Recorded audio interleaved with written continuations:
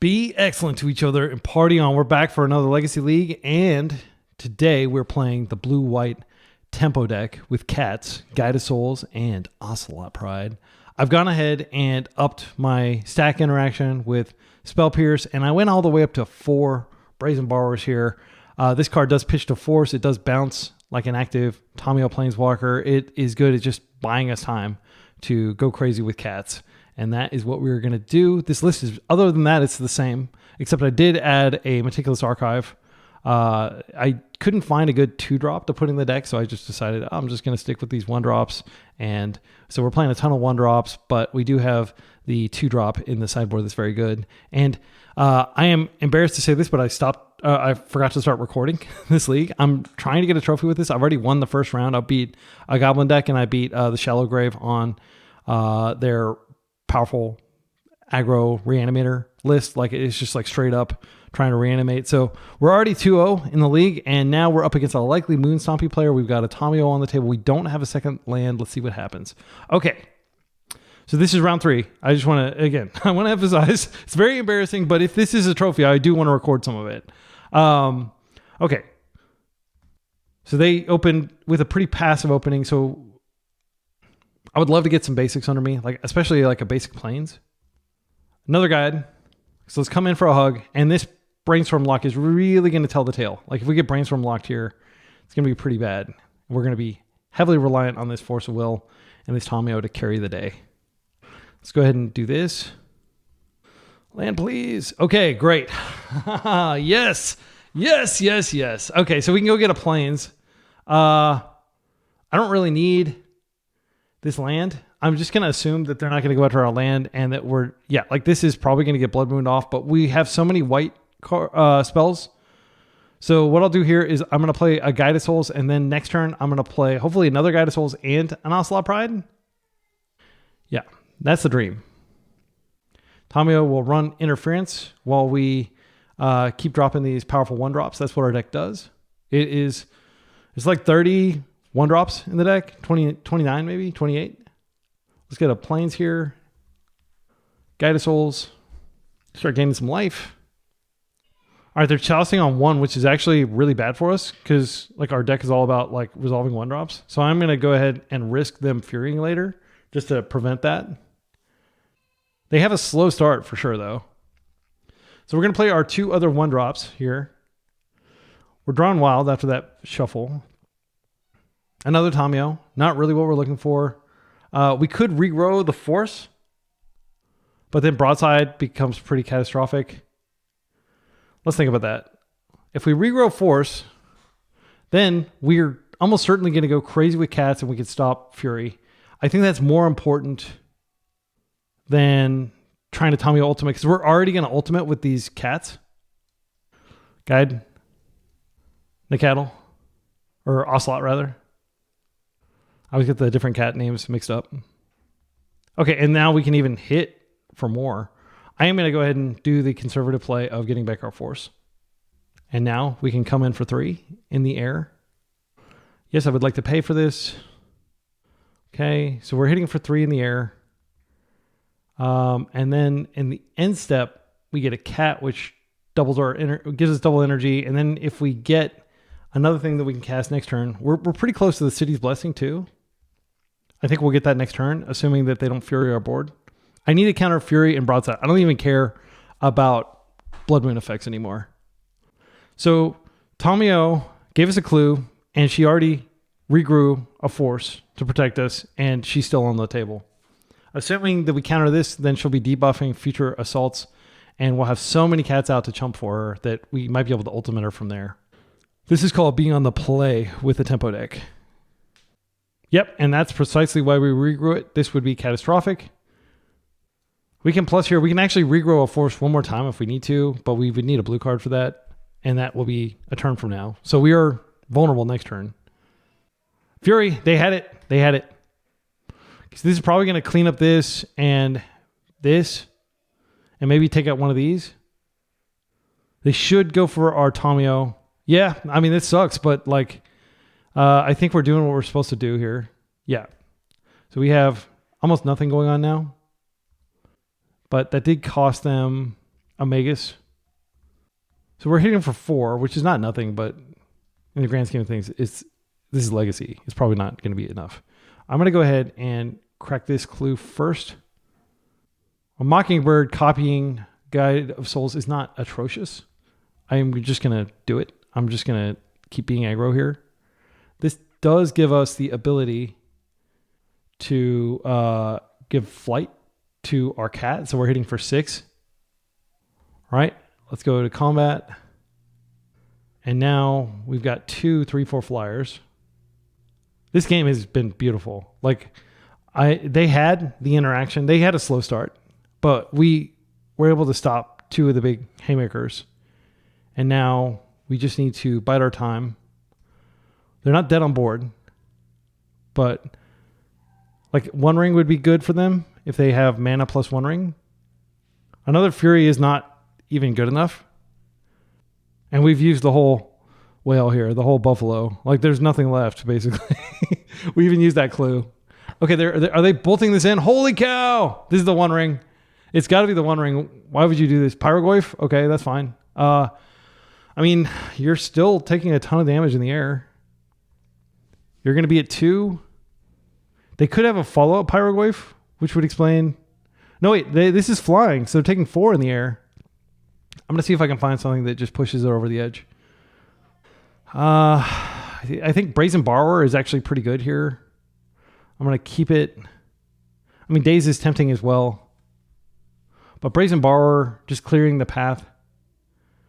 Well, Daze, if they do 1 ring next turn... If they 1 ring, they can't even tap it. It's not that big of a deal. It's a fog. Yeah, I'm going to keep the Borrower. Now we're going to go in for 4 damage. Flying. Love it. We're at a very healthy 22 life to their 1 life. They basically have to 1 ring to survive. If they Pyrogoyf, I just bounce the other Pyrogoyf and it doesn't see the other one. And then it can attack. It can kill one of these, but it can't kill both. And then they just get hit for the final damage. So I'm actually hoping that Pyrogoyf is their answer. They scoop. Okay. Now that we know what they're on, it changes how we play pretty dramatically.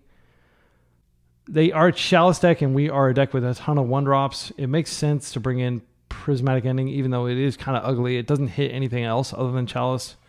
It can hit like just, Moxen and stuff like that. Null Rod makes sense as well. Force Negation on the draw. I like to bring it in. We're taking out all our Dazes. I'm going to take out Spell Pierce too. It gets hit by Chalice, and also it's too reactive. In terms of, they're not going after our land per se. We could cut a Tundra and then leave the Archive in here since we're on the draw. Our curve is super low, if you haven't noticed. Here, actually, since I didn't really do a deck tech, let me just show you.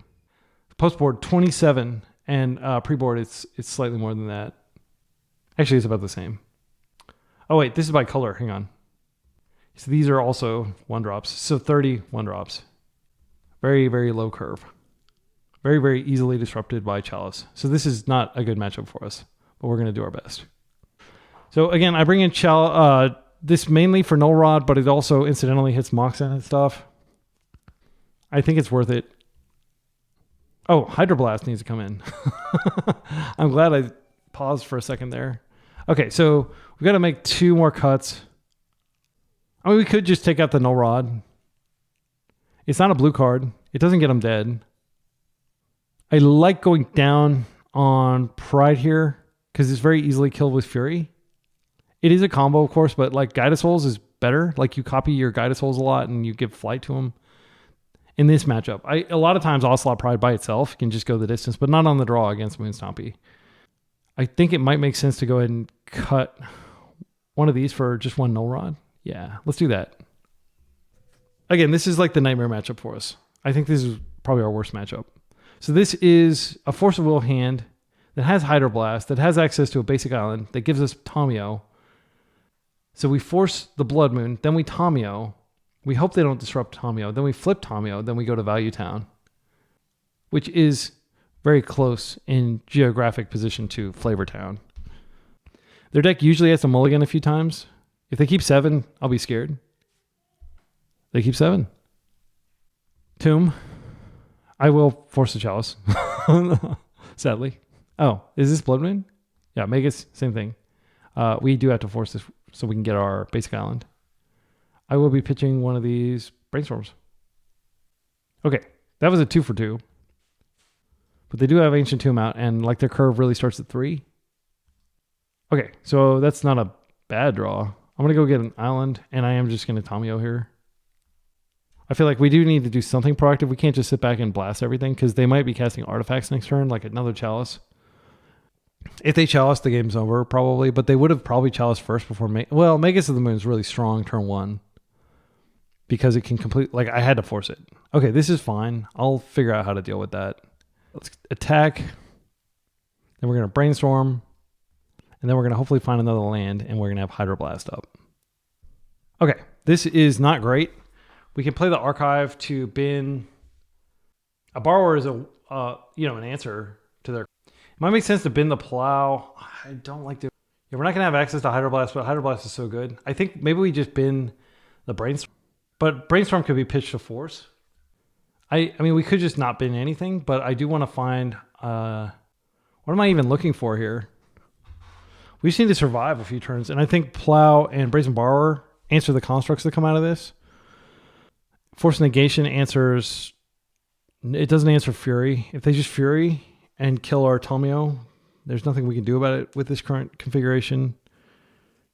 We could put Force Negation. I mean, they're probably... Like, we could just bin Force Negation, because that's going down a card. But then if they One Ring... That's really bad. And they're 1 mana away from One Ring. I think we don't have that luxury. So what I'm going to do is I'm going to put this back on the bottom, and then I'm going to bin the Brainstorm. So Tamio flips. We bin the Brainstorm. And I am sadly going to have to force negation pitching a Hydroblast if I have to force a ring here. They may just create a constructs thinking that that's a viable strategy against my deck. But I've got 4 Brazen Borrowers in my deck. I went up to 4. If you watched the previous video, a Lightstall was not good enough. Oh, wow, nothing? Holy guacamole, really? Nothing? They're just going to make the construct? That's great for me. Okay, so we draw the Plow. I'm just going to plus here, and I'm going to try to keep her alive. Yeah, I'm going to try to ultimate her. They're going to create the first one, and then we can see what they get, but I don't know if they play Lava Spur Boots. And if they don't, then I can just cleanly Plow one and borrow the other. And then they could get Pithing Needle, which we can answer with Brazen Borrower temporarily. Okay, they're doing a lot of damage to themselves. Okay, they could also just go get like a Chrome Mox or something like that. Okay, Chrome Mox. That replaces the land that they just lost, but they have to embed, imprint. They put a Spirit Guide under that. If they go to combat, I think I do borrow just to keep the loyalty. Because I still have Force Negation up, but I won't have Red Blast anymore. They haven't played their land for turn yet, so they like Broadside. I think I'm going to just Hydro the Broadside and Plow one of these, or yeah, I would do that.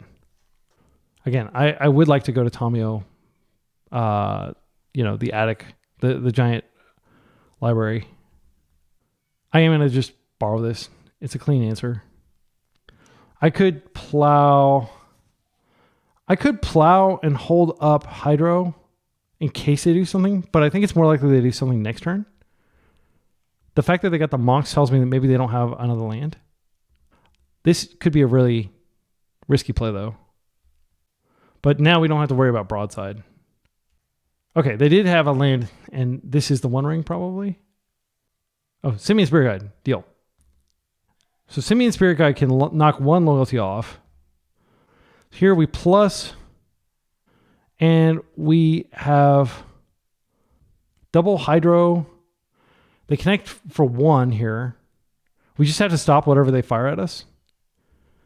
So I definitely need to hold up Hydro here. I mean, I could just Hydro the Simian Spirit Guide as well if I need to. Since this is only 2/2, that does 1 damage. She's still able to ultimate. Once we ultimate, the game's over. Like, I'll definitely be able to win. Okay, so here, I'm going to wait till it gets debuffed, and then I am going to just Plow the Construct. And then I'll take 1. Or Tamio will take 1, rather. They are attacking Tamio, I presume. So we'll just do this. And now they may try to Fury and I can just pyro that. Tamio is broken. Ban Tamio, please, Wizards. Again, I'm playing with Tamio because I tried playing the deck without it, and everybody who had Tamio was just destroying me. I do draw the line at like playing like Entomb, Reanimate type strategies, but like I wouldn't mind playing like an all-in mono black Reanimator, but like the blue-black tempo, it's just overpowered, and I don't think it's very cerebral. This, at least I'm making some like meaningful decisions, and I'm not just like, oops. Just a quick note on the blue-black Reanimator. I know we're not even playing against it, and this might sound like salty, but is there anything they can do to stop me here? I don't. Okay, and if they want to keep playing the game, they can. That's their right. So let's look at our giant hand here. So we have, let's get all our counter magic over here. More stuff, more counter magic. Okay, and then our removal. I can just waste this if I want to, and then I can drop a Guide of Souls, and then I can copy Guide of Souls, and then I think we're good in terms of like, yeah, do we waste this? I think we just waste this. And with the triple force in our hand, I don't think we can lose. I don't even need to hold up Red Blast effects or Guide of Souls. And then I'll mock him. And it'll take a few turns, but like I don't think they can beat triple force. And then next turn we can mock him 2 more times and we'll be attacking for a ton in the air. Dead. I mean, I could just force that. It doesn't really matter. I'll just have a 1/1. Again, like I'm trying to think of ways we lose.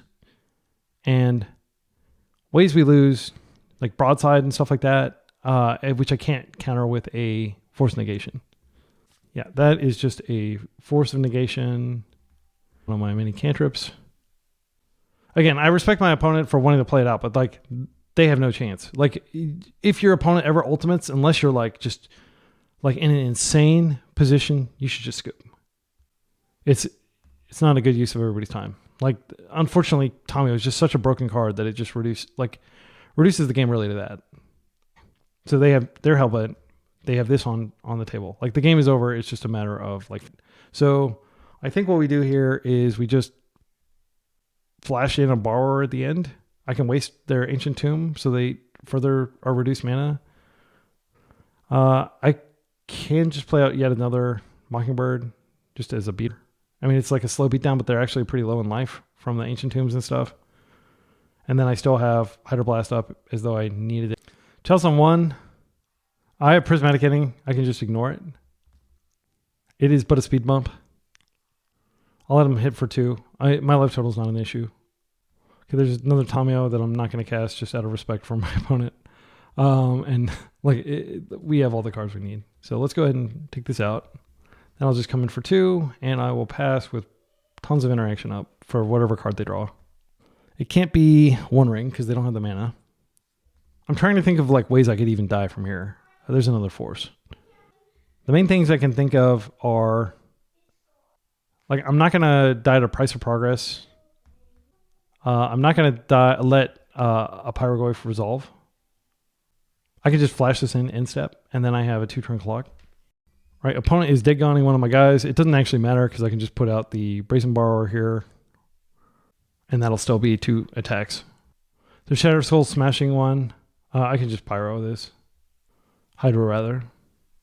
That way I can still kill them in 2 turns. So they would need to like draw like a Cavern, which I don't think is in their deck, and like a Pyrogoyf for something to really pose any threat. Okay, now we have Plow, so we can plow our own creature if we need to. I'm not going to do anything else. I'll just attack and pass. Don't have to worry about discarding. All right, they finally tapped out, and we are 3-0, having really only lost 1 game to like a really quick Reanimator. This first round was Goblins. And it was a strong Goblin deck, but Tamio just completely invalidated it. So let's jump to round 4. We're 3-0. Round 4, we're up against an unknown opponent who has played a little bit of tempo in the past. I think this hand's fine. Like, I like the cards here. They're good. We have a force, which is always nice. They mold already. So turn 1 is definitely going to be like an archive turn. And I'm going to hope... I mean, it's not definitely going to be, but most likely. If they play like a Delver or a DRC or something, I'll just mock it. Mock it. Yeah, I'm going to mock that. I think that card is insane. So they're getting closer. Should we just plow it though? We have days. I don't want them to get a whole lot of value off this thing. I mean, they've already gotten quite a bit, but they didn't bin whatever they just found. We can daze back if they daze and in the process protect. That does mean Mockingbird won't have a good target, but like they're much more capable. Like we don't even care about our graveyard. Yeah, I'm going to go ahead and just hope they don't have double. Yeah, I'm going to use this. Like you have to respect the DRC. She's the best one drop in Legacy. Okay, next turn, assuming they don't, they're most likely going to waste us here. Yeah.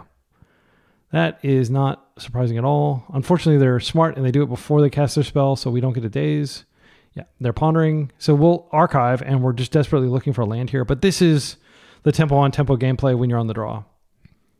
Like I don't regret getting rid of that thing. If they murk in a turn or two, I will have to force. Hopefully that'll get through. We haven't tested their... Well, we did test for days a second ago. But now they're heavily incentivized to daze now that they were able to successfully waste us. So we're going to bin anything that's not a land here just because we're so vulnerable. And they see the Guide of Souls, so they know we're on Guide of Souls Ocelot Pride combo. I would love to daze a Murk here rather than force. Or maybe I force and then I'll force. And then I just daze if I absolutely have to. We could just chill and borrow it back to hand.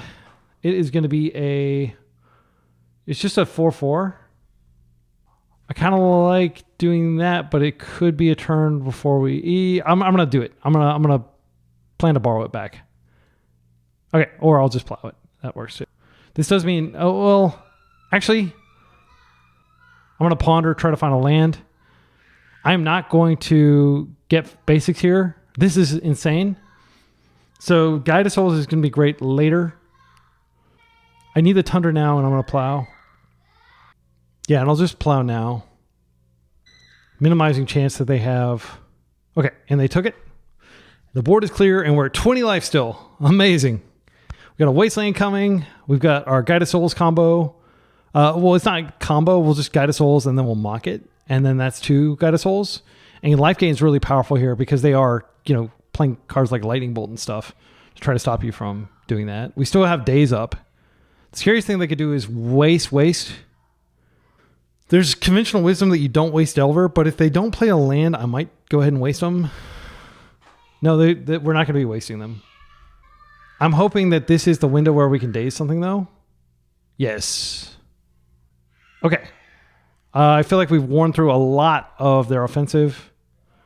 I'll just play this out, and they already know. I'm not going to show them the Wasteland. We don't have a lot going on here, but we could in-step borrow a Delver out of play or something like that. If they don't do anything, that's great. Okay, so now we're going to guide. And then I'm going to attempt to mock it, and they may just counter that. Or they may just bolt it in response. I fully expect that to happen, but I don't think we force that. Do we force that? I mean, we can pay for days. And then we have 2 of these, one of which is flying. Call me freaking crazy, but I think I'm actually going to force this. They might have a second one, actually. That'd be embarrassing. But yeah, we're up a card. I've got Brazen Borrower to come in and close later. I don't think it's going to close, though, but it can chump one of their Delvers or the DRCs. Okay, we're in. Question mark? Unholy Heat. Okay, so our Mockingbird does nothing, unfortunately. Yeah, that's pretty unfortunate. All right, and maybe I was dumb for forcing there. I mean, they had to have, they had some sort of interaction. I was hoping it would be stack interaction. I don't think it hurts to play this out so we have Days Protected Brazen Borrower if we need it. I'm still not going to waste them.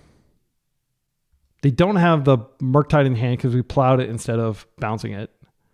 We got lucky and drew 2 plows this game. Okay, so here, I think in the instep, it's totally fine to just bounce this. Just for tempo. And then we can cast this out later. Because I'm trying to draw to something meaningful here. They're forcing that? Okay, that's fine. All right.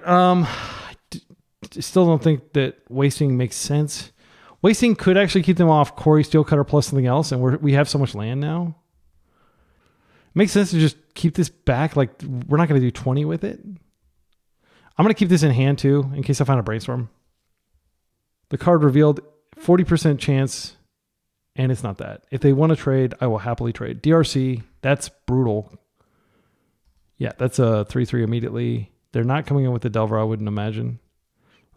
Tamiyo could bust this open. Let's do that. All right, and we can just sacrifice Mockingbird to protect Tamiyo if we need to. If this flips, it'll be tragic, especially if it's like a bolt. Scalding Tarn. Okay, that's not a big deal. All right, so this has to attack. We're just going to take it. We can get a free crack with Tamiyo without... Oh, Daze doesn't do anything here. That's a pretty bad card. I'm just going to immediately crack the clue. And then if I find like a cantrip, I can just flip her. They have no cards in hand, so we don't need to worry about Daze. Okay, and now I'm just going to Brainstorm. I want to get rid of both of these cards. A fetch is fine here. Okay, Ocelot Pride is good. We can play it out. It's a source of life gain. Yeah, I don't have a shuffle though. I think what I do is I can't play out the Pride and have Force up. I do want to get the Pride out just because it just... could we lose? Could we lose because of my greed? Trying to get this Pride out right now. I think we wait a turn. Because this is going to attack... No, it's not really that advantageous to wait. Because we have to sacrifice this just to get her up a little higher in loyalty.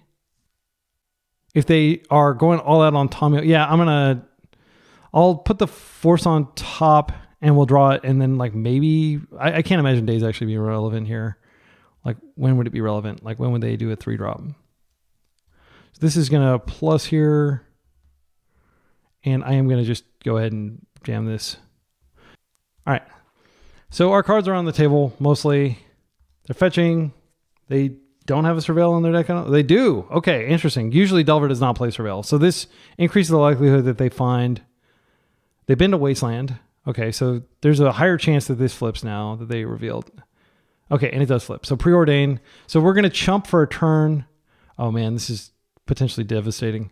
But we can potentially daze something now. Like if they find like a 2-mana spell, like a Merc or something, we could daze it. But I am glad I put this out because like we're going to have to rely on this. Tamiyo's not going to get the job done here, unfortunately. If they find like a bolt, they can kill Tommy this turn. So they didn't move. Right. So I am going to keep Tamiyo alive for 1 turn cycle. Just to save us some life. This Mockingbird was pretty much like moribund the second that they were able to double remove my Guided Souls. Another Delver. I can't daze it. Okay, that's good. And they have stacked the top of their deck. Wait, did they? Do they know? They topped 1. So I think they topped this. So they don't know what their top card is. Okay, so let's go ahead and come in for a hug here. We have our Force up. Probably not going to do enough. Tommy can buy time while we amass our creatures. But it's going to be very slow. What? This says first strike. Okay, they didn't read the card. But it denied us the ability to... no, we gain life. We still get the dude. It didn't do anything. Okay. So we're going to get the dude, and our ground game is strong, but we have nothing going on in the air until we find a Mockingbird. So Mockingbird would be a great draw, but we know we're drawing Ponder. So we're in a tough spot here. They find a... I'm going to let that happen, but I think I'm going to force it just because I need to do something here. I don't want them having all that card quality. They kept... Yeah, I'm going to deny it for a turn. I know it's pathetic, like forcing a Brainstorm, but we have nothing else going on. We need to ride the Cat Express. They have to keep attacking Tamiyo, then they'll start holding back. And at which point, I don't think we have much of a game plan. It is... No, I never had a window to regrow anything because they hit immediately. So Tamiyo down. I think we've lost this game. But losing to Delver on the draw is no, thing to be ashamed of. It happens. So let's see. Let's see how many permanents we have. We have 6, so we're not even close to getting the City's Blessing. So there's no point in playing this Tundra out. We'll hold it for a brainstorm. All right, and now we start feeling the full weight of these creatures. They got the bobble, which is insane. They've been a daze, which would have been a dead card. So they're getting tons of value here. I'm very close to conceding the game. Let's see if they attack with both. They don't. Okay. So we're not going to be able to create any more cats here. They draw their card. We're drawing wild. Daze. I think we're done. Yeah, I don't see myself climbing out of this because they've got card quality and everything. Like we did what we were supposed to do, but we didn't overpower them. So Hydroblast come in for sure. Spell Pierce is meh. I think we just take out our forces because those are 2-for-1s that we don't like. I'm going to keep the dazes in for sure. I'm going to keep all the combo cards in. I'm going to keep all the lands in. Brazen Borrower is really good here. I'll take out Pierce. Most of the cards we need to counter are creatures, and Pierce is embarrassing against those. So we are on the play this time, and we can really assert our tempo. My theory crafting leads me to believe that this is a good matchup for us. That's a bad. This is a mediocre hand for sure, but I'm not going to mull deeper. I don't mull against Delver unless I absolutely have to, because every card matters. So let's keep this. We're going to put away one of these Tundras.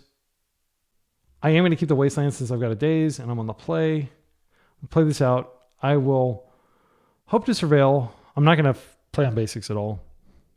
But if they play like a DRC, I will Hydroblast with Prejudice. That card is the raison d'etre for the deck. Yeah, and this is actually what we're doing. So I'm going to go get a Tundra here. I'm not going to play on basics. You play on basics, you get color screwed. Come on, force. Undo my mulligan for me. You know how important this card is. All right, Daze is not good, but it's still worth stopping this. And I could have let all that resolve and then Daze the actual DRC, but let's draw a 1-mana creature. We don't have any interaction up. We can waste them. We can't waste them. They're playing Basic Island and a Surveil land. Okay. So here, I'm just going to go ahead and play this out. I'm not going to play Mockingbird. Has the limitation of just not being very good by itself. You definitely want to wait till you have a creature for that. This, I can just Daze. I'll return the land in my hand. It's not that big of a deal. Because if they follow up with a thing, even if like I Prismatic Ended it, and Prismatic Ending is really good against their little creatures. Okay, Plow's great. So I do think we take an opportunity to waste them here just in case. It's probably like they're just saying never waste Delver. They always have another land, but they actually don't play that many lands, and it could be consequential. Okay, and now this is where they have the bobble. The bobble has been burning a hole in their hand the entire time. No, they don't have it. Holy cow, that's great. Okay, so now we have Daze Protection. I'm just going to get rid of this. White, blue. Bye-bye to you. Force, please. All right. They don't have Daze, for sure. Mark would be answered. Brainstorm. That's fine. Hopefully Daze will snag something here. Again, we're just waiting around to draw our creatures.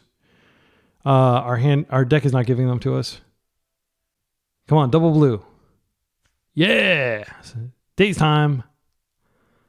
Like, I understand why like INF only plays 3 dazes and stuff like that, but Daze is just such a good card when your deck is already oriented around being scrappy. And I can save this plow for later. Okay. So they have like, the second they find DRC, they have Delirium. Not yet, but they're like very close. Okay. So here, I'm just going to go ahead and play my Tomio out and hope that one of the 3 cards they're holding is not a Bolt, or they actually, they won't have Delirium with that card on the stack. Yeah. Okay. Now I think they have Delirium if they find. Come on, just whiff on a Bolt for once. Wasteland. You're welcome to waste me as long as you don't bolt me. I can recover from a Wasteland. I'm going to float blue instead of white. I don't think they're going to play a creature here. That burns off. I wanted to throw them off my trail with the blue. Yeah, that's unfortunate. Okay, so yeah, we're getting Delvered. This has to happen. I can't wait around. Okay, we're brainstorm locked with no lands. This is a horrible situation. We just have to hope that they don't find another Wasteland. We have no interaction. What we have to do is we have to guide and then we have to mock. So I'm going to put this back that we can't cast. I'm going to put this back. Like, I don't think we should brainstorm next turn. I think we should just guide a souls. So we can maximize the likelihood of our brainstorm hitting. Yeah, that's terrible though. And I made a willful decision. I'm not going to play on basics. I did fetch and I could have fetched a basic. So if they keep, I'll be terrified. They put a pyro in the graveyard. Do they have anything else? Corey. Okay, that's their second spell of the turn. All right, so Corey doesn't do anything right now. They're at 1 card. I'm just going to start doing my thing. Hope it gets us there. They can wait and bolt when Mockingbird's on the stack like they did last turn.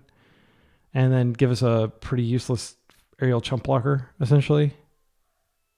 Okay, I don't know if they bricked or what, but I'll do our thing here. I mean, I could attempt to brainstorm. I think it's actually safer to brainstorm here because we do need to hit land. Do they have pyro? Holy cow, we're so screwed. We're so screwed. We did get another brainstorm, but yeah, not good, friends. Not good. Yeah, we'll just chill. We did get a creature out. Do we attack? I think we do, yeah. They're not going to have like double. I mean, they're just holding up cards and then they're going to go crazy with Corey Steelcutter in a minute. So I'm going to wait another turn. I'm going to go ahead and play out this. This cannot be countered by Pyroblast, notably. And now they've got 3 cards in their hand. They could like brainstorm and bolt and then block. I'm just going to chill. It's not worth risking losing one of these for 1 damage. This is our meal ticket right here. This Guide to Souls. All right. So now, if Mockingbird resolves, we've got double flyers. I think there's a high likelihood.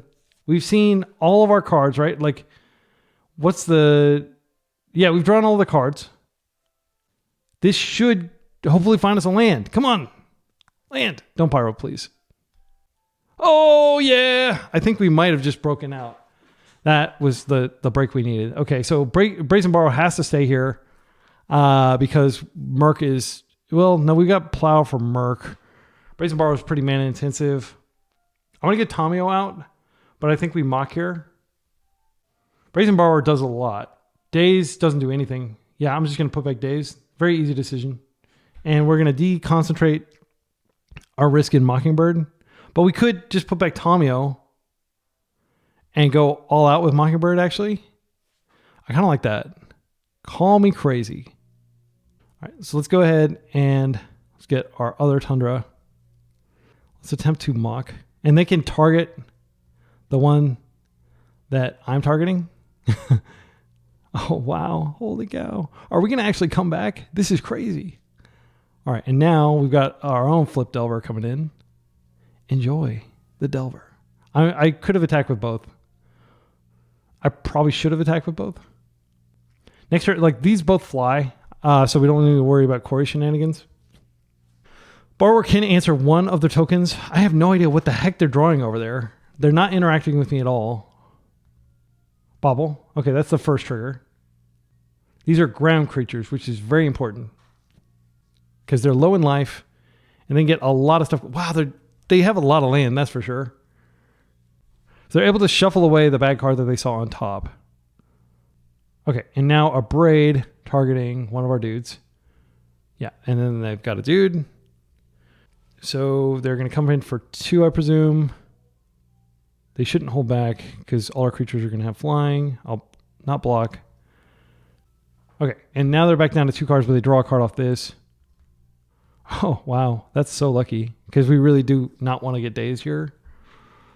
All right, so I'm going to go ahead and attempt... Yeah, we're not going to be able to buff another one. But I'm going to mock... I'm going to target the one that is tougher just so they can't bolt it. They can't blast it either. So I think we can probably come in with 2 of these. I think that's safe. The question is, do we want to just bounce this out of play? We had the luxury of waiting. I am going to wait. I think our offensive is faster than theirs. Like, even if they get a second dude, they're not going to get a third dude in 2 turns. And we can have Daze protected, borrower instead of just borrower. If they try to waste, I'll probably go ahead and brazen borrow because we won't have days protected borrow anymore. Merc. This is big and scary. Okay. They're dazing their own. Oh, wow. That's so good for us just to get a creature. Okay. That daze was going to be pretty brutal for me. Okay. So here's what I think we do. I think we just plow Merc at the end step. They have so many lands. Oh, I guess this is a replay of land. So they daze their own land so that they can surveil. I think we just take it here. And then we plow. This is going to... And then next turn, we have daze protected borrower. Okay, so I am going to go ahead and attempt to plow this now. It gives them a ton of life. But I want to be able to answer these 1-for-1 as well. Best draw would be like a Nicodle or Pariah or whatever. Oh, okay, so... If we just borrow here, it gives us 3, and then that's an additional thing. But only if it resolves. If they have an extra days, it doesn't work. So I think what we want to do is just come in for 3 in the air and be ready to borrow something.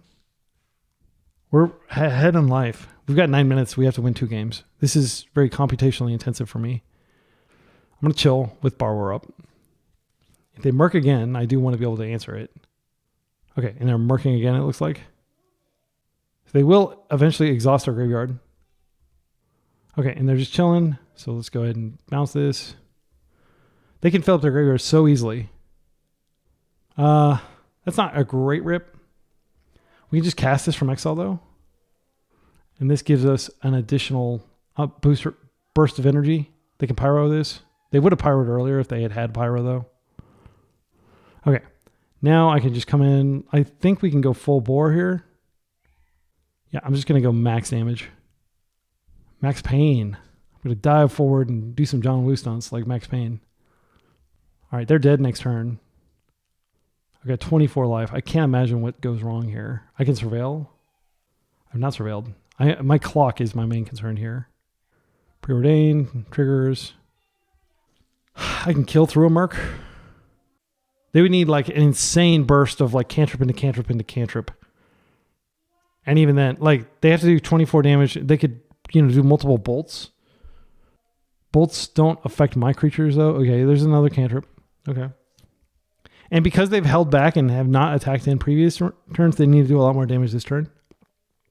Which I understand why they did that, but I think that there were some windows where they could have attacked. So I'm going to yield until their end step just to save clock. Because they're probably going to do a bunch of stuff. They scooped. Okay, great. Wow, that was the comeback. Okay, we're going to take out the dazes. What are we bringing in place of daze? Maybe Spell Pierce is okay. I do want the forces in on the draw.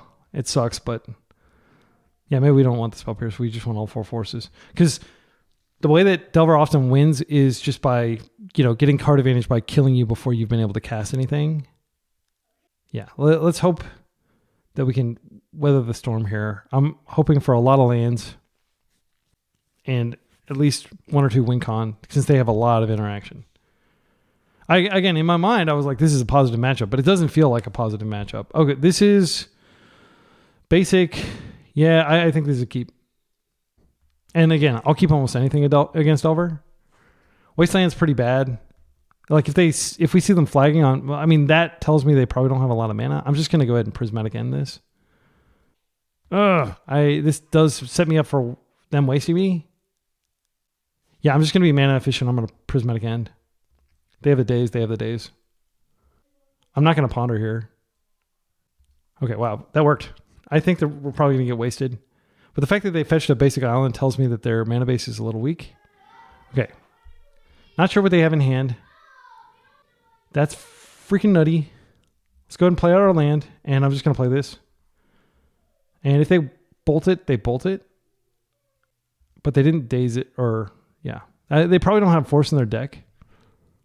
Because they've probably seen that I'm a tempo deck. So we can surveil here and just completely ignore Wasteland. To our own peril, undoubtedly. But again, I think it's often a mistake to fetch basics against Delver. Like fetching a basic island like we'll never have. Yeah, they're building up to a Merc, which I'll have to force. I'll force pitch force. I'm not going to go down 2 cards. They're desperately trying to answer this. Okay, Wasteland's bad now. Unholy Heat. Do we save this? My instinct is no. All right, I'm going to surveil. Don't have daze, please, or stifle. So archive. We're looking for another threat. Like, I don't want that. It's just, it feels bad to throw it away, but like we have that and I need to get on board. That's not a good draw at all. I think I'm going to go ahead and brainstorm and hope to hit a shuffle. We didn't hit a shuffle. We hit a bunch of crap that doesn't do anything, unfortunately. I am going to play out this Tundra just to completely crush their spirits about like messing me up. Gosh, these forces are so bad, but we have to hold them. We'll probably have to use like force pitch. So we will have to force twice. Brazen Borrower can chill. I don't want to play in the daze, but they didn't have daze earlier. Maybe it was a mistake to not force to protect this because now I feel like I'm not doing a damn thing and I would have been able to mock it. But they could have easily just had a Pyroblast or some sort of interaction on top. So I don't want to be too hard on myself. I do need to be mindful of clock. Let's put back Wasteland and Mockingbird. And then we can ponder and hopefully shuffle away. Actually, we could just ponder now. I kind of like doing that. Yeah, because we definitely don't want those cards. Yeah, I mean, like, I would love that plow, but I don't want those other cards. There we go. Let's try it. They didn't have daze earlier. They got tons of mana. I'm going to force into daze here. I'm not going to force that. Brazen Borrower is good. It answers Merc temporarily. Their graveyard's so stacked that it may not even be a good enough answer, though. We may just have to force. I mean, my instinct is to keep it alive. But daze schools us here. I don't want to go all in on this. I feel like that would be very reckless. Luckily, my opponent's not making me. Plow's a great draw. All right, let's start slowly building our cat army while you apparently don't find any threads. Yeah. Weird game with Delver, but they only have like 13 or 14 creatures in their deck. So it does happen sometimes. I'll let that happen. They're at 16. So if we get another round of creating cats, we might be able to just kill them with the cats. Another land, they definitely don't want that. I'm gonna counter this. I've got Plow for creatures. I just need to keep my Ocelot Pride alive. Delver's fine. Another Delver is also okay. They can double block, and then I can blow them out with the Plow. That sounds good. Mockingbird. They're Hellbent. This can't go wrong. There's no way this can go wrong. I'm going to double attack. I think they're going to double block. That's crazy, but I respect it. They're smart. Like, I would probably double block there just because, like, I'm about to get soloed.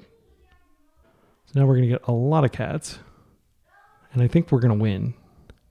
Like, they can flip a Delver. I can Plow it. Let's see what their top card is. Okay. I'll just Plow this one. So they only get 1 life since they're definitely going to reveal that card again. Okay. All right, so they got a 3-2, which does technically stop all of our creatures, but Unholy Heat, yeah, that's bad. They should have gone after the flyer, by the way. Okay, so if they come in, we're going to tempo them. Okay, they don't. So what we're looking for is removal. That doesn't help. So if we attack in, it doesn't help us. I think we just chill. Yeah, I'm just going to chill. They know about this. Like, I shouldn't have played it out. That was a punt. Okay, they don't have anything. All right, come on, let's draw a Guide of Souls. Oh, yeah! All right, so this comes in. I think we start turning these sideways now. We don't have a way to gain life, but I do want to apply pressure, and I don't think these ground creatures are going to be that useful. So we're dealing 2 damage here. Yeah, we dealt 2 damage. I mean, we're going to have tons of cats soon. Maybe I shouldn't have done that because I could have gotten the City's Blessing pretty soon. Because any creature triggers Guide of Souls, which triggers... Yeah, I think we're going to lose now because they're going to be able to find something to get rid of one of these. If they get rid of this, then Guide of Souls doesn't do a lot by itself. A Mockingbird would be insane for us, but again, like, let's just be real. Like, they're going to find some sort of removal. Fetch. Okay, so they are going to clear the other bad cards they had there, and this is a Merc. Merc I can live with. Yeah, we'll figure out a way to clear it. We've got lots of life. Okay, they're fetching just to clear. Are they going to come in for a hug? If they come in for a hug, it's a huge mistake because then I can potentially like draw one of my 4 borrowers or 3 remaining plows, clear the way, and I can... Okay, so I'm going to keep this up, and I'm not going to draw land. Oh, this does it. This is good. It doesn't do it exactly, but it is very good. So that triggers. We have 1, 2, 3, 4, 5, 6, 7, 8, 9. So we're going to get 2 things, and those are going to trigger. And then I'm going to have energy for next turn. Okay, so we get 2. All right, we get the City's Blessing. We gain a ton of life. All right, so Murktide is going to have its work cut out for it. They shouldn't attack with Insectile Aberration. They should keep something back to block. So they're drawing Wild. They opt not to attack at all. Okay. So we're just going to amass our cats. That's all we need to do. But we don't have a way to gain life. Wait, we have double Guided Souls. It's not good enough. I just have to chill. I'm not going to kamikaze this to gain life, or to try to go wide. We don't get any cats, unfortunately. We just need a card. We can't stop their next red card, though. Okay. Oh, you're killing me, Smalls. I'm going to keep that in hand for brainstorm purposes. We've got 3 minutes on the clock. You're Killing Me, Smalls is a Sandlot reference if you haven't seen that movie about baseball. Very popular kids movie. And it's probably entertaining as well. I haven't watched it in like 35 years. Okay. All right, they get their card. All right, so I'm going to go for the plow here. You're going to gain some life. We're going to go to combat. We're going to attack with this and with these. Might as well. Now I'm going to use the ability. Please do not kill this. And if this gets through, we win. Yes, let's buff our Ocelot Pride. They do not have... Okay, so like let's counter that. Do you have... Oh, it's muffed. Okay. It is first strike, as you learned in round 1. Now we are going to get some serious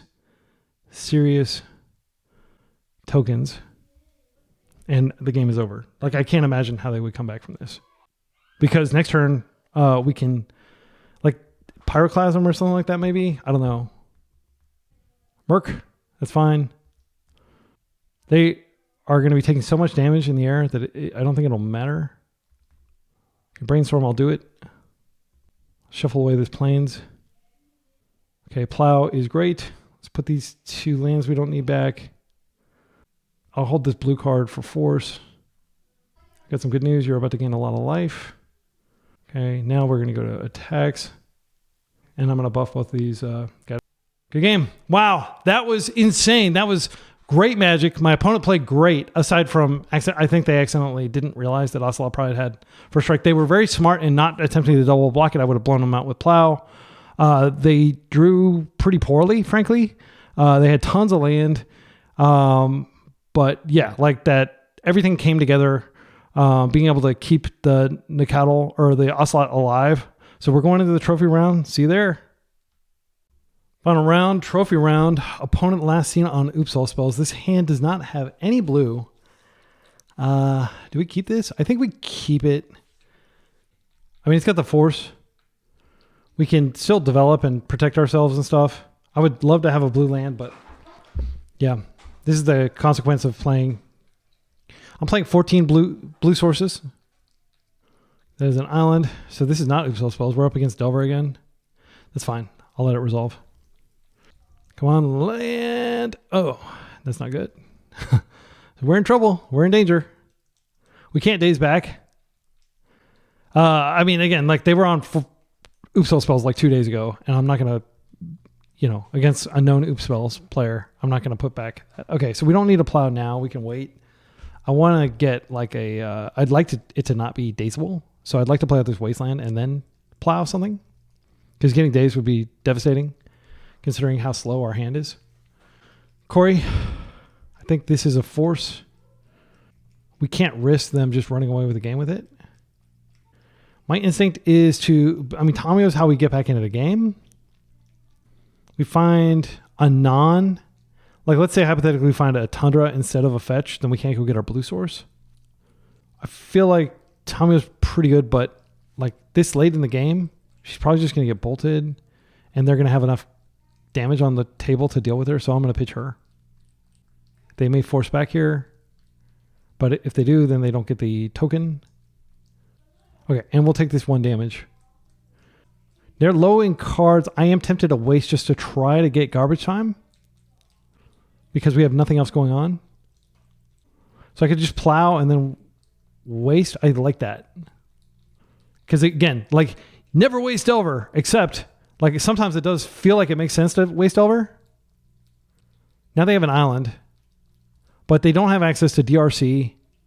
If they don't draw another land, they're stuck here in garbage time with me.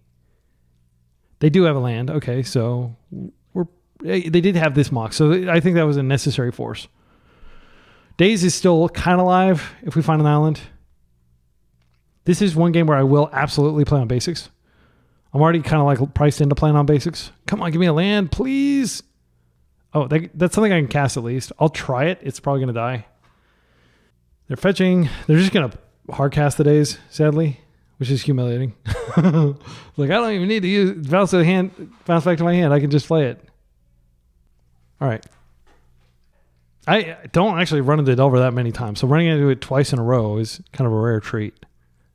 I do respect this deck, and I don't think it's annoying to play against. I think it's a high skill deck. Okay, so Preordain. They have Delirium at the wazoo now. Right? Yeah, they have Delirium. Artifact, instant land, now creature as well. And we are very moribund if we do not exactly find a land probably in the next turn or two. But like if I find an island, I ponder. I try to line up like a removal spell. I already technically have Brazen Borrower, but that's a very temporary removal spell, and it's pretty mana intensive, and they could have a follow-up Daze. Okay, opponents surveilling. They have done a lot of surveilling this turn, let's put it that way. Also worth noting that they are on the surveil version of the deck like our previous opponent was. Most Delver players, I don't believe, are playing surveil lands. Oh my goodness. I'm just going to go to the game 3. Like, I think the odds of us surviving are so low. Well, I'll play it out. We have time. This would be like the ultimate miracle comeback. They've seen so many cards. They have the God Hand assembled. They are just going to do crazy stuff here. They're probably going to murk Wasteland. So there's 3 damage. Okay, they're not doing anything else, are they? No? Okay. I mean, there's a chance, a small chance. No. I'm done. This is like, why, deck? Why are you doing this to me? I shouldn't have kept that hand. But I didn't know they were on Delver. So again, it makes me look like a fool. Like, can't you play Magic? Don't you know you don't keep the no blue hand? But like, again, we thought they were on Oops. They were on it a few days ago. I stand by my practice of looking up my opponent's decks, by the way.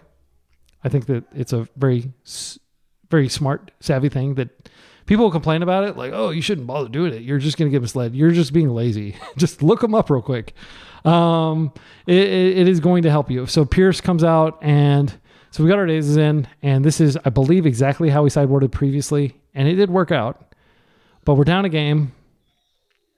I guess we were down a game previous one too, right? We rallied. We came back. Okay, so unfortunately, this is a keep. I can't stand keeping hands like this. This is so sclerotic, but we're going to keep this because we're up against Delver. You don't mulligan against Delver unless you absolutely have to. I think I kept like a 5-lander in a previous game. I'm not sure whether that was on camera, but I did win that game. So we're almost certainly just going to surveil here and beckon the Wasteland because we've got nothing going on. Okay, they're going to play something. Basic Island again. Delver. I'm just going to let it happen. I'm not going to Daze. I need to get the surveil so I can ensure that I have a decent draw. And I can't ensure anything. I can try to dodge land. Yeah, of course. There was going to be a land there. That's how MTGO works. All right. Now we've actually got a decent kind of like setup. So we can pretend that we can protect Tomio with a flip. even though we're not actually going to be able to protect her. And that may deter them from doing something or warp the way they play. If Tommy doesn't flip, then we've got a nice block. Preserve life total. Or if Delver doesn't flip, and it doesn't. That's very lucky. There's the Ponder. I mean, this absolutely could be like, I don't have any other lands. Delver is a pretty greedy deck. I think I'm going to go ahead and use this Daze. I know that might sound totally crazy, but like I don't want them to set up their Delver, and if I can keep them off land drop, I want to. They may just be baiting, but if they are, it's a very successful bait, and I'm not going to bounce this back to hand. I understand that it's value later.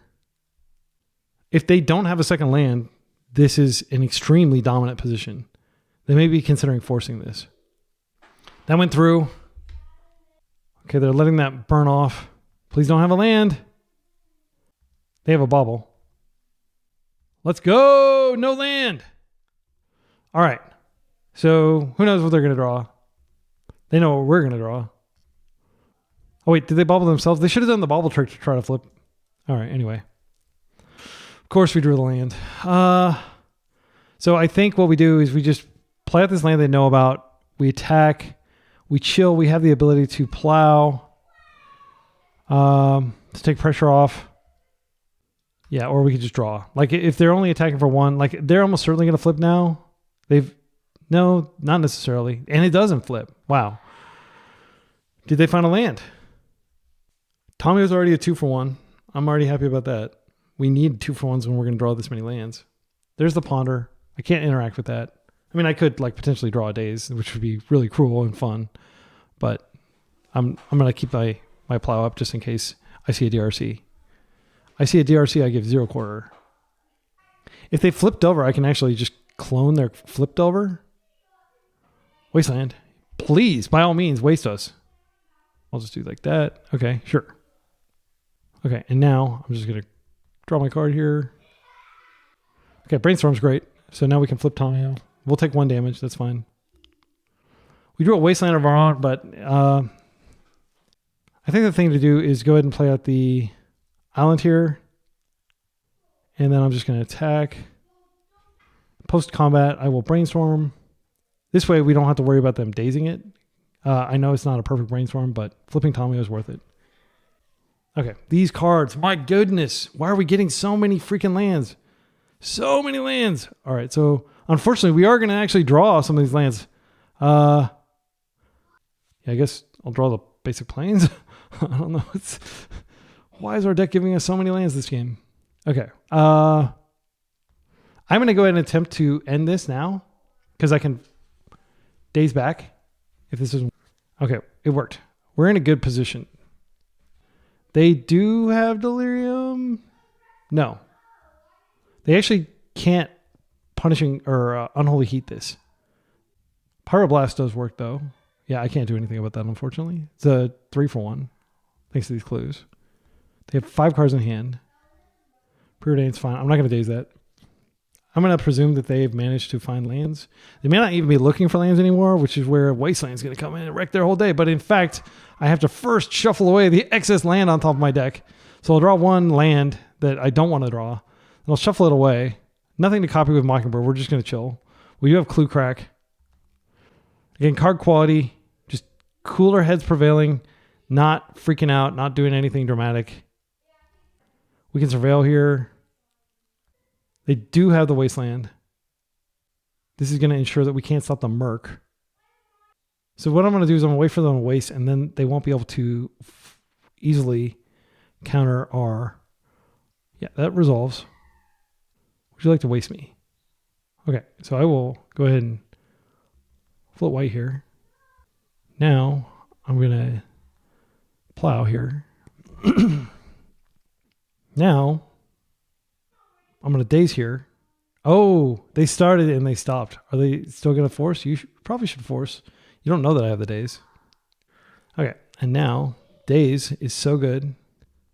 Even like in the tempo mirror, you definitely want the dazes in on the play. Do you have another force? Okay, that's gone. I'm going to go ahead and fetch. I want to crack this clue rather than surveil. I can surveil later. I want to get some deeper into my deck. Another land. My goodness. I'm playing 19 lands. I promise I'm not overdoing it on the lands. Let's go ahead and they could have days in hand. I'm going to go ahead and do this. I want to waste them, but like I need to get these damn lands back into my deck. Okay, these are all good cards. That's great. So we're going to put the Wasteland back. I don't think we're at the stage, like, it doesn't make sense. And then I'll just go fetch an island here. Wait, I can't fetch an island. I have to fetch a Tundra. Yeah, I'm going to play into potential days here. I mean, I could just be chill. I could just chill for a turn. Fetch the island. I think it's fine to chill. And then next turn, we have Days Protected, Guide of Souls, Mockingbird copying Guide of Souls, Hydroblast if they attempt to bolt our dear Guide of Souls. End step, we can go Surveil. I think that's fine. I might be ruining the day that I... Oh, wait. Did I already Surveil? Okay, I guess I did. Yeah, it already got wasted. Okay, so we're just going to get our island here. Okay, we're drawing good cards now. These are good cards for sure. So I'm going to go ahead and go white... Guide of Souls. Then I'm going to go blue. Mockingbird. Mockingbird will copy Guide of Souls. I will Pyroblast this. Or Hydroblast this, rather. And they could definitely have a daze here. But they may have boarded out their dazes. They dazed. Okay, so this is pretty embarrassing. We have the embarrassing Mockingbird that we had game one that doesn't do anything. It just sits there. Very embarrassing. We do have double plow and they have two cards in hand. So we've got two things to answer. Are they thinking about, please daze this too. Please daze this too. I would love for you to daze this worthless card. Oh, all right. Man. All right. So they replay this. I mean, like they're not doing anything. We just have such a defensive posture. It's pathetic. Yeah. It's just more defensive cards. I mean, we're not going to die, but like I might run out of time. We're both in this 15 to 17 minute range clockwise. DRC's fine. I'm going to end her rather than plow her because plow can be used for like multiple Murktides if they have them. I think it makes sense to go ahead and brainstorm first. Oh my goodness, these cards are terrible. We need to shuffle these away. Days could be good, but I don't think it's going to be good. I'd rather just keep hard answers. I'm going to just Prismatic End. I do need to ponder to clear these bad cards. And I hope they don't daze. That would be annoying. They thought about dazing this. Maybe they do have a daze. Maybe that was just some other weird thing they were thinking about. They do have the daze. And I didn't want to draw the bad cards, but now I'm going to draw them. I don't know that that was wrong. But killing the DRC had to happen.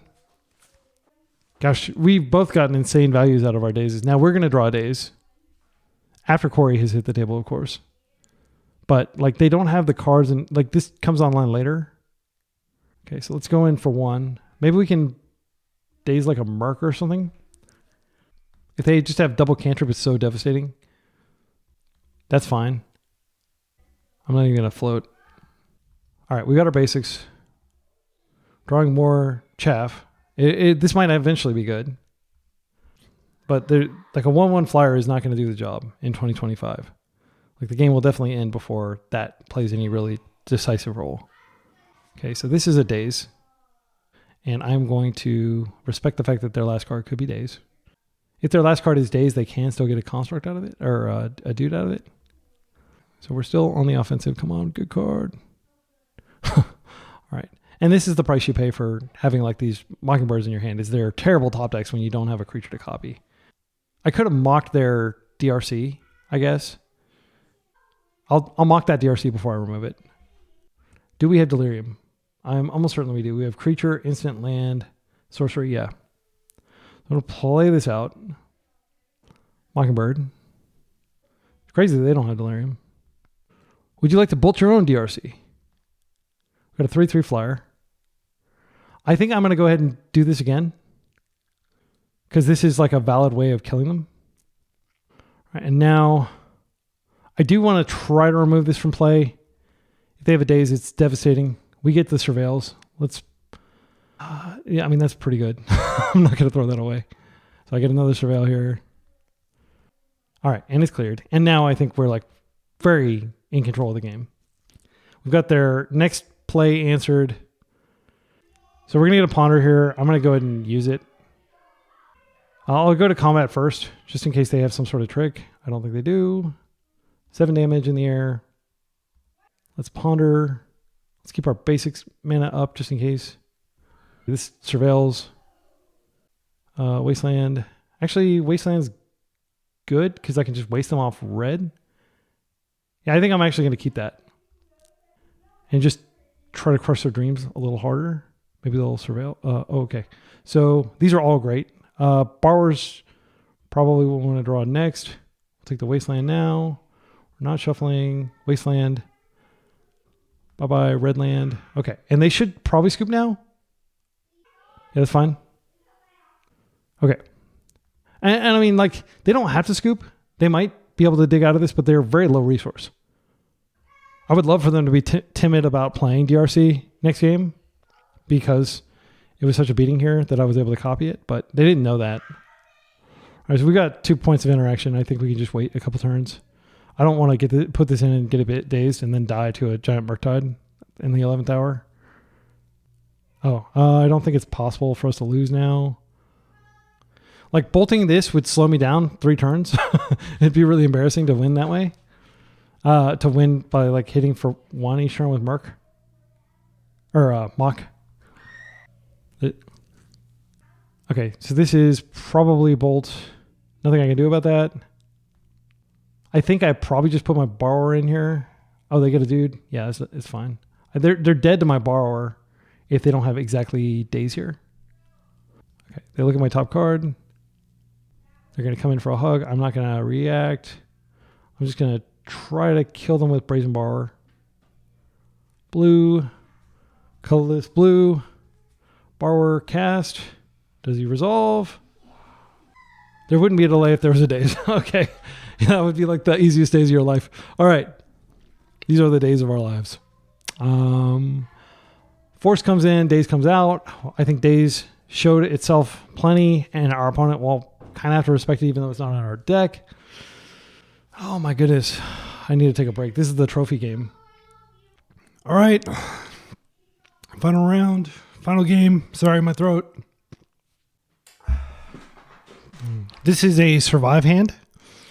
It's got basic island, basic plains, double wasteland. Doesn't really do anything, but helps us buffer against the dazes likely in their deck. We're going to try to survive. Don't DRC me. There's DRC. Okay, this doesn't change anything. I think we do go for the plow on DRC. We could wait. That just gives them so much, card selection. I can bounce her out of play or throw a borrower in front of her later. They'd had the days. I think the game's probably over. Like, I mean, being on the draw against Delver is brutal because, like, they have DRC, which is the best 1-drop ever printed. That's legal in Legacy. And then they have the days. And you're damned if you do, you're damned if you don't. They might very well be able to get Delirium here if they can cast a Ponder. Put like a creature in the bin. They're going to do a second one. Okay, that's scary too. Yeah, man. They had an insane hand. Absolutely insane. So we can guide. We don't have any protection for guide. There is a small, unlikely chance that a Wasteland does something here. I think we need to go for it. So I'm going to play out the guide. Now I'm going to waste them. We have mana. We just need for them to brick on land. They never brick on land though. But like they kept an aggressive hand with like double DRC days. Like, yeah, they had the land. Okay, and now Delirium, and we're taking 6 easily. They don't have Delirium yet, but like, yeah, now they have Delirium. Yeah, I mean, this is just how the cookie crumbles, sadly. We can borrow one of these out of play and then borrow the other one out of play and do some tricks to try to stay alive. But short of like drawing plow into plow or prismatic ending into prismatic ending, I think the game's over. Again, I'm not trying to sound too doomery, but like their deck is doing exactly what their deck is supposed to do. Like this is why Delver has been like either the top deck or one of the top 5 decks for the past 15 years. It's sequences like this. And then like they could potentially follow up. If they needed a land, they probably found the land for next turn. So wastelanding them here, I don't think is going to do anything. Wasting into a double active second Guide of Souls. Does that help? So here's my thinking. We have to get this second Guide of Souls out. It gains us 1 life. We fetch an island. Then we play this out and we can borrow one of these back and maybe buy 1 turn. But I don't want to get dazed again. And they may very well have kept daze. If they have Merc, that's a problem for another day. Like this is already a huge problem for us. So I think what I do here is I guide. And then if they daze, which they're not going to daze, then I can surveil to try to find a second. Try to find, because I don't think brainstorming here is going to do what we need it to do. I'd like to hold it for later. If there is a later, that's a big if. There's no point in holding this back. Well, I mean, there's the point. Yeah. Actually, there could be a situation where we need a double block and attacking dude. Yeah, I'm just going to hold it back. I don't think we're ever going to aggro them. We'll take over the game and then we'll somehow win or we'll die very quickly. It'll be interesting to see whether they play the second land. If they have a wasteland in hand, they may just hold it, hoping we fetch something that can be wasted. Okay, they have the fetch. Every time I waste Delver, I say never waste Delver. And I think I've said that like 2 or 3 times during this league. And it has been wrong to waste them every single time. Corey, I mean, I could brainstorm into a force here. There's a very good chance they find a bauble. If I brainstorm here, then yeah, I think I'm going to go for it because that, at least if they have to interact with me, that takes off the, but they've already attacked for the turn. Okay. So we could copy one of their DRCs and we could prismatic end the other. That is a game plan. That doesn't address the fact that Corey's out, but they are down to 3 cards. I think we just have to hope that Corey can't get through. Let's think about this. So we are mocking. Let's see if we mock this, we actually get a 3/4. We have to attack with it to turn it into a 3/4 though. I think it's better to mock that.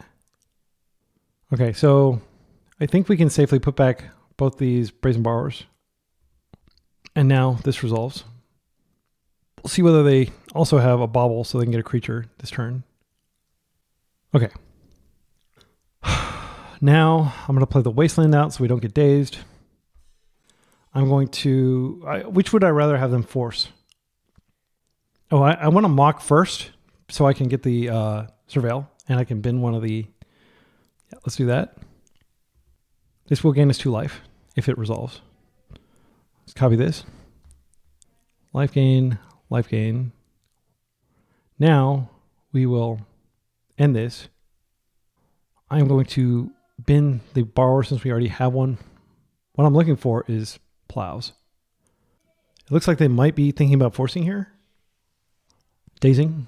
Okay. So they get the double trigger here, but I am going to pay for the daze for sure. Like I have nothing going on other than getting rid of these. This is like by far my top priority here. So this resolves and I will pay. It's gone. They are down to 3 cards, one of which is a land. I should go ahead and attack and get the bonus because I might need to keep him back later and he'll be a 3/4 wall. Right? Holy cow. We are close to turning this corner. But we're not there. This is a bolt. They're respecting days. On that is fine. I will have this blocking next turn. Okay, there's a chain lightning. Send it back to you. This is a brainstorm triggering Corey. That's a bummer. Yep, they get a lot of card selection. They are going to hit us for a lot here. If they find a bolt, they can kill us next turn. We can Brazen Borrower that monk out of play, but it's already going to have done some damage. If they have a bobble, it's just catastrophic. So we're taking it. Yeah, I'm not going to lose my thing just to gain some life. I'm hoping to draw a small creature, like a Ocelot Pride. Tomio is actually pretty reasonable. If we Tomio here, we gain 2 life. We get a pretty big blocker. We have this to block. We have Brainstorm the following turn. But we're dead. We're not dead to Bolt, actually. Yeah, I'm going to try this. If they find exactly Unholy Heat, they can clear this, and then we're pretty screwed. Yeah.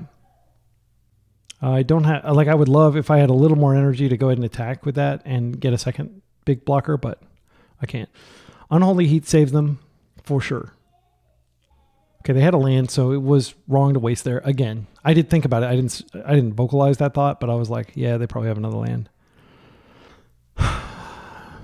They have to attack into this unless they like do an epic Merc to get it out, and then I'll just borrow the Merc out.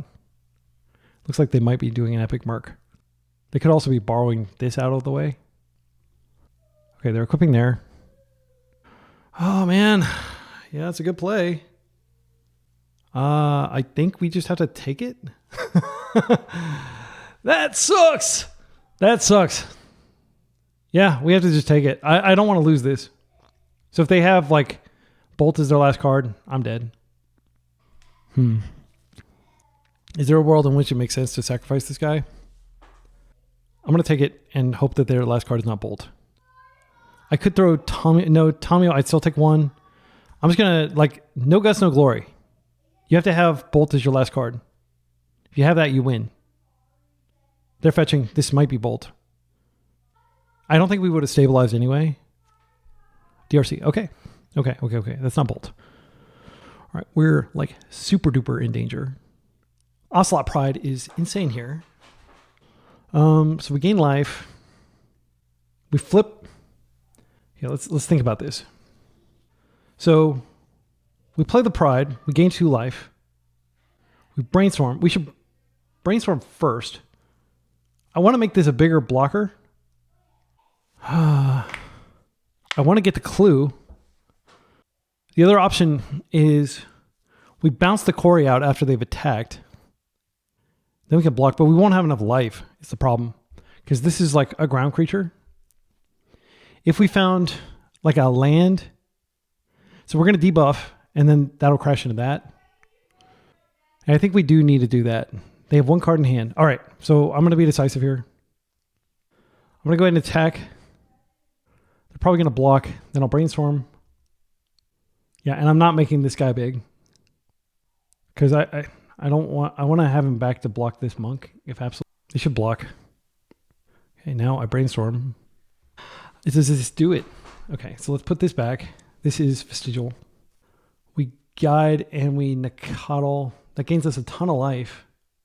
If we guide and guide, I think we guide and guide. Does that gain us enough life? And then next turn we have the Ocelot Pride. I think that's the way we want to do it. And we have the clue if we absolutely need to draw next turn. Okay. So post block. Guide of Souls. Okay, wow. I am going to waste them here just to reduce their options for multi-spelling. All right. Come on. 2 minutes on the clock. I knew this was going to be a hard matchup for me. This doesn't get prowess. This just gets the trample ++1. It's the creature that has prowess. So we can multi-block. My heart is racing. I really want this trophy. I feel like if we get through this with Nakatl, we will be able to take over the game. We have Brazen Borrower, which we can't cast anymore. If they Merc, we'll just have to sack our dude. Well, we can just regrow a Plow if they Merc. Yeah, we can regrow a Plow, and yeah. If they have Bolt, they still win. Because they are going to get through with 3. This is Merc to take away 6 through the turn. I need all the clock I can get. Take away Delirium. This could also be Brazen Bar. That would be devastating. But if we actually make it to the next turn and are able to resolve the Nakatl, I think we win. Yeah, it's a giant Merc. So they're going to gain a lot of life. I need to kill them quickly. I probably will have the City's Blessing here. When the Coddle comes in. They're down to 1 card. I'm just worried about clock now. I think we've seen the path through. So this blocks here. We take 3. I didn't do that wrong, did I? Okay. So let's go ahead and Ocelot Pride here, gain a ton of life. Okay, I can't actually... okay. So I'll plus here. I can't... I have to chump here, actually. With Brazen Borrowers on top of my deck, I'm just going to create a ton of things. And I'll chump one of these. I've got 10 life. Yeah, I'll have to chump here. I know it's on top of my deck. I'm going to F6 through this turn. You'll till the end step. I'm at 18. The game's over.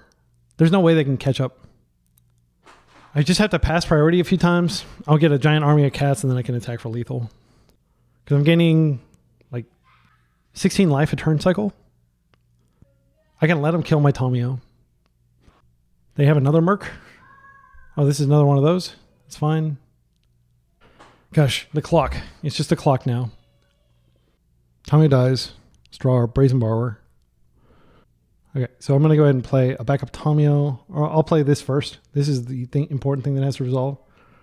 Bounce that back to hand. Now we'll play a Tomio. These trigger. We have tons of life. We're going to get even more. Now I'm just going to go to combat and I'm going to click as fast as I can. I want to attack with all of these. I could have attacked with those other cats too. Yes. Put it on that. Yes. Okay. Always. Come on. 50 seconds. Yes. Put it on that. Yes. Put it on that. Yes. Put it on that. F6. 35 seconds. I think they're dead. That's 15. Oh, what a freaking climax to that league. Oh my goodness. I wish I could have captured the first 2 rounds. What a climax. That is a trophy, finally, after 2 4-1s and a 3-2. My heart is beating. This is the optimal build for sure. I don't like the other cards I tried, just to give you some perspective if you haven't watched the other ones. My heart is freaking racing. Prismatic Ending was insane. Hydroblast was great. Saved us. Beating Delver twice. Life gain is real. Did you see that? Murktide, hello. We've got 40 life. Good luck. Oh my goodness. Guided Souls, crazy card. You know, this dynamic duo. Just let's hear it for the Ocelot Pride and the Guided Souls. My goodness. Pierce never got cast, I think, the entire league. This could be something else for sure. Like, I just didn't know what to put in there. The 19th land was super duper annoying. We drew land all the time, but we needed it in that final round. Both of those final rounds against Tempo. No Rod never came in, but it'll come in, trust me. Consign never came in. I think we did board in Force Negation in the off-screen matches against Blue-Black Reanimator. Or not Blue-Black Reanimator, it was just straight Black Reanimator. Prismatic Endings. Yeah, so some more breakdown on the deck if you're curious, like the matchups. I think that... let me show you the cards that I didn't include that I originally experimented with. These are traps. Lightsaw seems like a really good card until you realize, they're just going to be like exiling cards that we're going to interplay tapped anyway. Here it is. This card seems really good. 1 white mana, 2/1 vigilance, like Angel Wizard. When it enters, each opponent exiles a card from their hand and they can play it for an extra mana. It seems like a really powerful ability for 1 mana, but it almost never matters. Like almost always, they're just putting like, I'll put my Surveil land out there. Okay, it was going to come into play tapped anyway. This effect did nothing. Or in worst case scenarios, like they could have like a LED and like, okay, well, I'll just put my backup spell under this and then I'll activate my LED and now I can cast my backup spell. Thanks for giving me redundancy. So like, I think this is a trap. I don't think this is a good card. Like it might be good in Death and Taxes, but it's not good here. It's not good in Tempo. And it seems like if it would be good in anything, it'd be good in Tempo.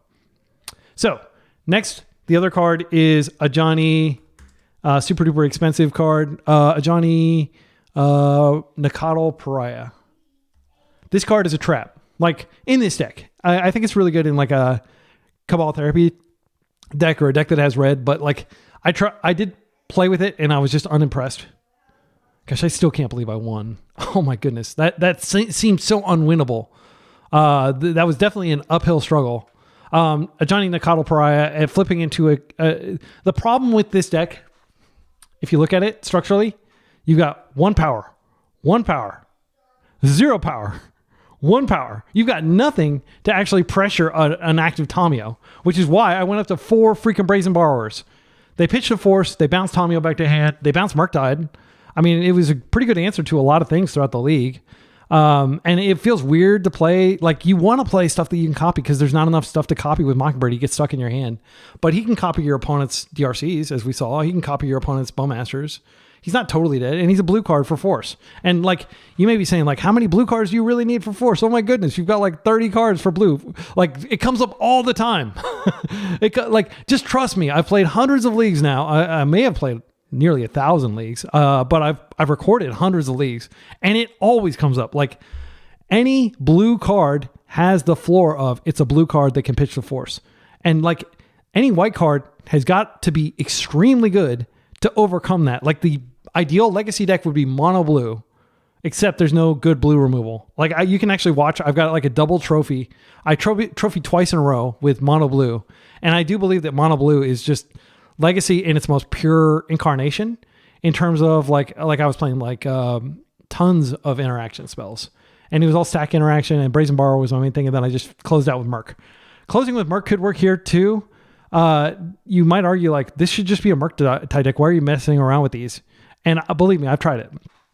But Guide of Souls and Ocelot Pride are so strong, and they're both 1 white mana, and you want to be in white anyway because the best removal spells in Legacy are in white. Prismatic Ending is insane. During the match against just Black Reanimator, it was like Black Green actually. It had the juke of Witherbloom Apprentice. Again, I wish I caught that on film. Unfortunately, MTGO like hasn't been doing replays for me for a long time. I just can't watch them for some reason. Let me check. So this is the Shallow Grave matchup, and you'll just see no replays available. I don't know why. But like for the past 6 months or so, I haven't been able to do that. The other player that I played was this player on Goblins. And when I beat them, they said, ban Tamiyo. And I said, 100%, please ban Tamiyo. I do not like playing against her. I don't like playing her.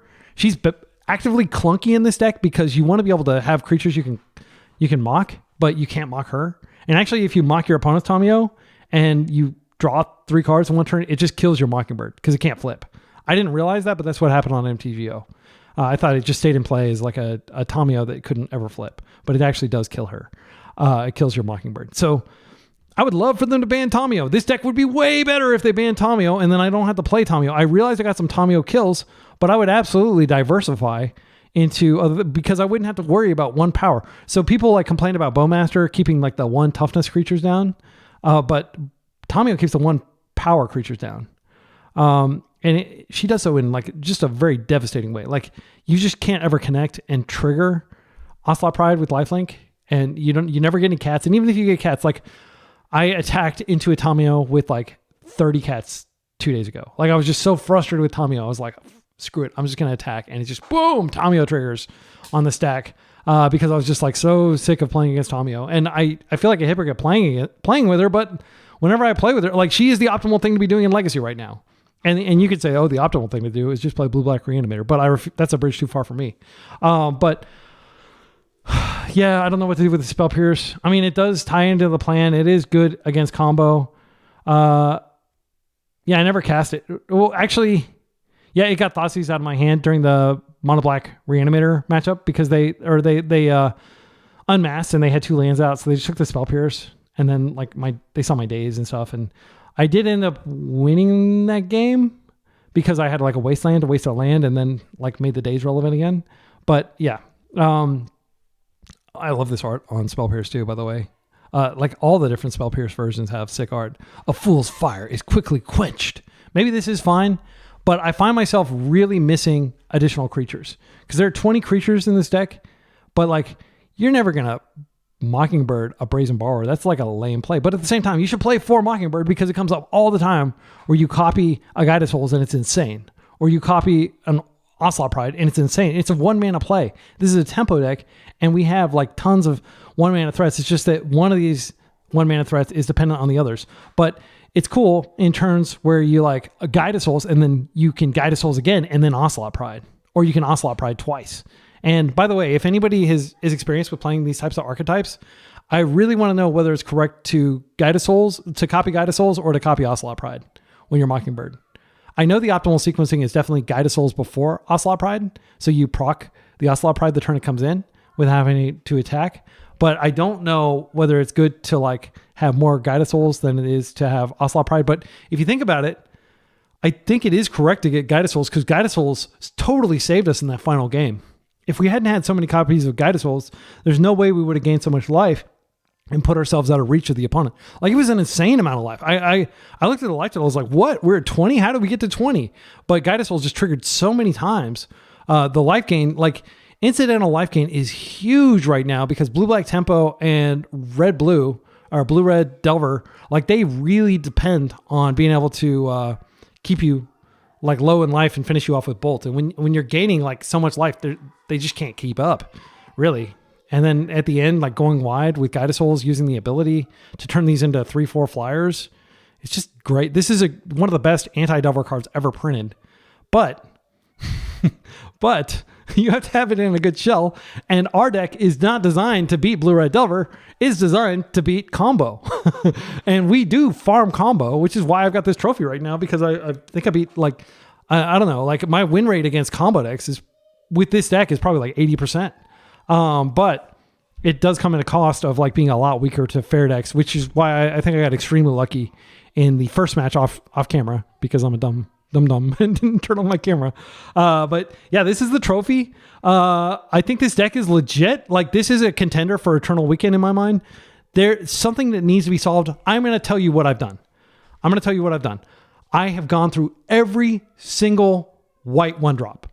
I've looked at every single white 1-drop in the history of Magic. I've looked at every single blue 1-drop in the history of Magic.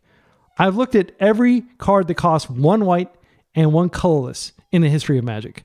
I've looked at every card that costs 1 blue and 1 colorless in the history of Magic. I spent like probably at least 3 hours doing all this, and it's very exhausting because you have to read all the text and understand, okay, is this good? Is this like something I'm missing? I cannot find anything that's better than just playing a bunch of Brazen Borrowers, frankly. If anybody has anything, I'm putting a play point bounty on this. I'll give you 120 play points. If you come up with some suggestion that I haven't considered, it has to be aggressively costed, like 1 white mana or 1 blue mana. I mean, in theory, I guess it could be 1 colorless mana, but I'd be very impressed if there's a colorless creature that meets the high bar. It has to be legacy playable. It can't be like, so people might say like, what's it called? Esper Sentinel. I tried that. That card's not very good, frankly. It has the same problem that the other 1 power creatures have, in that it does nothing against Tomio. And as I said, Lightstall seemed like the ideal card. And in fact, I was like really excited that I built the entire deck because of Lightstall. But then I realized actually it's still really powerful even without Lightstall. And Lightstall is kind of like a dud. So, but if you can come up with like some suggestion like that, just leave a comment in the YouTube comments. And then I will reply and I'll ask for your MTGO information if it's a legit suggestion that I can follow up on. And I'll do that. Also, I'll remind anybody who's watching that plays against me, if you ever get a screenshot of beating me, I will give you 120 play points. I get like these, I think I get 5 things of 120 play points each month from Daybreak Games as part of the creator program. And I just, nobody ever like sends me a screenshot. I think I've had like one person ever redeem it, but that's an ongoing thing. I have plenty of those prize play points. I think I get 5 a month, so they do burn off. So yeah, like just let me know if you beat me and you have a screenshot of it. Send it to me. And you have to beat me with something other than Blue-Black Reanimator or Oops All Spells. That's the rules. I don't want to increase the amount. Like, of course you can beat me with Blue-Black Reanimator. A freaking toddler can pilot Blue-Black Reanimator. I saw somebody who went to a big tournament. It was like a 200 person tournament, and they went like 8-2, and they said this blue-black reanimator deck's pretty good. Like I'd never even played with it before. It's broken. So anyway, again, I don't want to like poo-poo like other decks too much, but like yeah, like one of the reasons it's broken is because it's got Tommy on top of an extremely degenerate combo.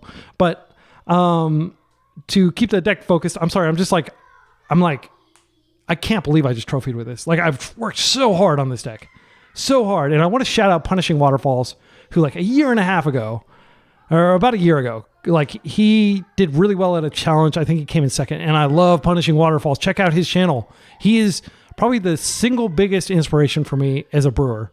Like bigger than Bosch and Roll, bigger than the big three that are on the Eternal Glory podcast, which I think most Legacy players listen to every 2 weeks when it comes out. Punishing Waterfalls is a Legacy genius, and I watched his video where he was doing this, and it was a huge inspiration for me. And I'm going to keep playing this deck. I find that if I keep publishing videos of the same, deck that I've been playing, people will tune out and stop watching. Like they won't watch like the third Red White Initiative video that I published or the third Blue Painter. They do crave variety, but like I really do like to go deep in the tank and kind of come up with ideas. And then it's really like drill and refine. It's not like I'm just going to jump from like, okay, this week we're playing Allurin. This week we're playing, what are some other lists that I've historically really enjoyed playing? Espervile, which is terrible right now because of Thoughtseize Reanimate. But stuff like that, right? Like I would love to just jump from deck to deck, but like I find that spending a little bit of time, like doing 3 or 4 leagues with the same deck and really getting like the groove, like I think this is like the 4th or 5th league I've done with this list. Not this exact list, but I've only published one other video because I know if I publish the other ones, nobody's going to like the views will dissipate. So leave comments with timestamp or just any feedback you have. You can DM me on Twitter, X Twitter, just hit me up wherever and give me suggestions. Again, there's that bounty. I would love to refine more stuff. My philosophy on Legacy is very simple. You need to not die, which is why days should always be legal in Legacy. Don't ever treat anybody seriously that says that you should ban days, because like you don't want to play Legacy in a format without days. Force of Will. It needs to have Force of Will or Thoughtseize or just some incredibly powerful haymaker like Chalice of the Void or like a Blood Moon type effect or something to stop your opponents from just destroying you. That's the first rule. The second rule is it needs to have, in addition to having cheap and or free interaction, it needs to have cheap threats. Like I don't seriously entertain Death and Taxes as like a list. I know people are using the warp cards and stuff like that, but like the game is frequently over before you're casting your 3 mana spell. Like, and if you look here, like Brazen Borrower is technically a 3 mana spell, but everything is like 2 mana or 1 mana. Almost everything's 1 mana or free. So that is my philosophy. My other thing is I don't like cute, having a whole bunch of like bullets that you're going to potentially randomly draw. Pokemoki, whom I have profound respect for, huge fan of just having a lot of one-ofs to keep your opponents guessing. And I guess technically we have one of here, but I just, it's not my style. I like consistency. I don't like drawing like a Pithing Needle because like theoretically like some Urza Saga could have gotten Pithing Needle and it might've been really good in like some very specific situation. Like you'll never see me playing main deck Pithing Needles generally. Like things like that. So like I think there's a ton of variance in Legacy already. You're shuffling a deck. Like you saw how many freaking lands we were drawing, even though we're only playing 19 lands. Like there was a game where we drew like 7 lands. Like that is just the inherent randomness in playing Magic the Gathering. And in my mind, you need to curtail that with cards like Brainstorm and Ponder that give you some degree of agency, some degree of selection. Like if you play Moon Stompy, you're going to have a miserable time because you're just going to be drawing like Chrome Boxes and, random cards that do nothing in the context of the game. And like, I don't know how many times Brainstorm saved my life during that league. Like there were several situations where I just had a bunch of duds in my hand and then boom, whoa, I got 2 Swords of Plowshares. I got a creature I can cast, and then I'm going to shuffle all this crap away. And now like, it's like, yeah, like this, there's a reason why people say this is the most powerful card in Legacy, which it's not. The most powerful card in Legacy is probably Ancient Tomb. But it's because Brainstorm just like gives you so much agency, and it feels so good to have agency and not just to be sitting there suffering the slings and arrows of outrageous fortune. So anyway, that's my deck building philosophy for anybody who's watched this long. If you watched this long, leave a comment. I'm still like on a high. I can't believe those Delver matches were incredibly tight. Incredible matches. Like the whole league. Shout out to my opponents for being super chill. I didn't get any salt. Everybody was super chill, and I had a great time. Shout out to the Shallow Grave, who said he's recently started watching my videos. Sorry I didn't get our match on. That was a great match, by the way, with Shallow Grave. Came down to me having Wasteland at that critical moment I mentioned earlier, and Containment Priest in game 3. Game 2, actually, I think. It was game 3. Yeah, he did beat me game 1. So, how do I get back to my thing? Until next time, be excellent to each other and party on.